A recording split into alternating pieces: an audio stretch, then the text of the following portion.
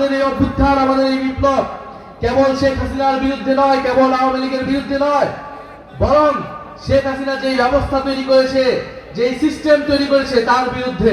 এক স্বৈরাচারকে সরিয়ে আমরা নতুন কোন স্বৈরাচারকে বসানোর জন্য গণ অভ্যুত্থান করি নাই। দুর্নীতি এবং দুর্বৃত্তায়নের রাজনীতি আছে, সেই রাজনীতিকে আগে চিরতরে বন্ধ করতে হবে।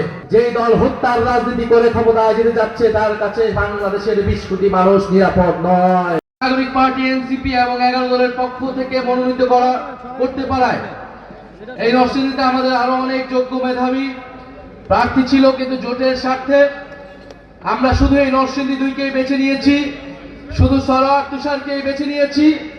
কারণ আমরা মনে করি সরোয়ার তুষারের মতো চিন্তাশীল তরুণদের, সরোয়ার তুষারের মতো প্রখর চিন্তাশীল রাজনীতিবিদের আগামীর সংসদে যাওয়া উচিত।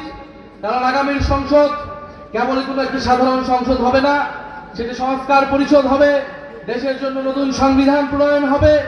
আমাদের এই অভ্যুত্থান, আমাদের এই বিপ্লব কেবল শেখ হাসিনার বিরুদ্ধে নয়, কেবল আওয়ামী লীগের বিরুদ্ধে নয়, বরং শেখ হাসিনা যে ব্যবস্থা তৈরি করেছে, যে সিস্টেম তৈরি করেছে তার বিরুদ্ধে। আমরা শুধু শেখ হাসিনাকে সরিয়ে, এক স্বৈরাচারকে সরিয়ে আমরা নতুন কোন স্বৈরাচারকে বসানোর জন্য গণ অভ্যুত্থান করি নাই, বরং যে কেউই যাতে স্বৈরাচার হইতে না পারে সেই জন্য এই গণ অভ্যুত্থান হয়েছিল। সেই জন্য আমরা দাবি তুলেছিলাম রাষ্ট্র সংস্কারের নতুন বন্দোবস্তের। কিন্তু একটি দল প্রথম থেকে সেই সংস্কারের বিরোধিতা করে গিয়েছে।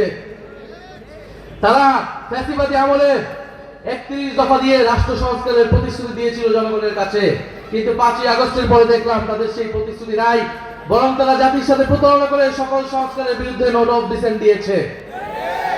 ফলে আপনারা মিলিয়ে নেবেন কে কি কমিট করে এবং কে তার প্রতিশ্রুতি কতটুকু রক্ষা করে। কেউ কথা দিলে তো কথা রক্ষা করতে হবে। শেখ হাসিনার সময় যে কথা দিয়েছিল রাষ্ট্র সংস্কারের 31 দফা, সেই 31 দফার কোনো কথাই তারা পরবর্তীতে রাখে নাই।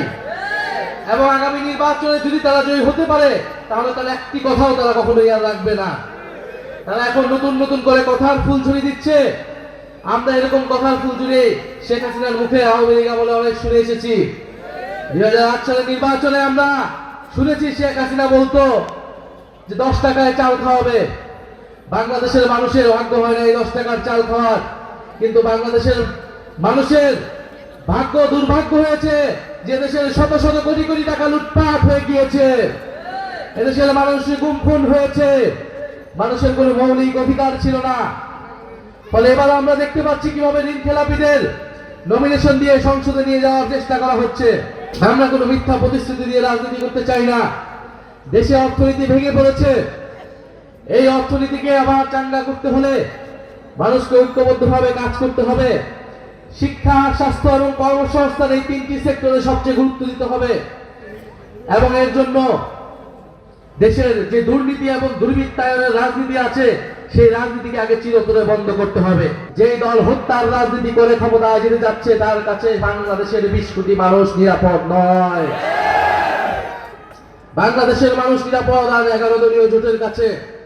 বলে 11 দলীয় জোট শুধু পলাশে জয়ের সম্ভাবনা বা আশা রাখে না, বাংলাদেশের মেজরিটি আসনে দিতে সরকার গঠনের আশা রাখে 11 দলীয় জোট। তারা নানা ষড়যন্ত্র করছে, তারা ইলেকশনকে ম্যানিপুলেট করার চেষ্টা করছে। যেরকমটা 2001 সালে তারা নির্বাচন করে আওয়ামী লীগকে ক্ষমতা এনেছিল, তারা সেরকম একটা প্ল্যান রয়েছে তাদের। নীতিমুক্ত, বৈষম্যমুক্ত একটা ইনসাফ ভিত্তিক বাংলাদেশ প্রতিষ্ঠা করব। আগামী 12ই ফেব্রুয়ারি আমাদের সেই প্রতিষ্ঠার দিন। 12ই ফেব্রুয়ারি আপনারা মাঠে থাকবেন, তরুণরা মাঠে থাকবেন। আমরা ইনশাআল্লাহ আমরা সকল কিছুর জবাব 12ই ফেব্রুয়ারি ব্যালটের মাধ্যমে দেব।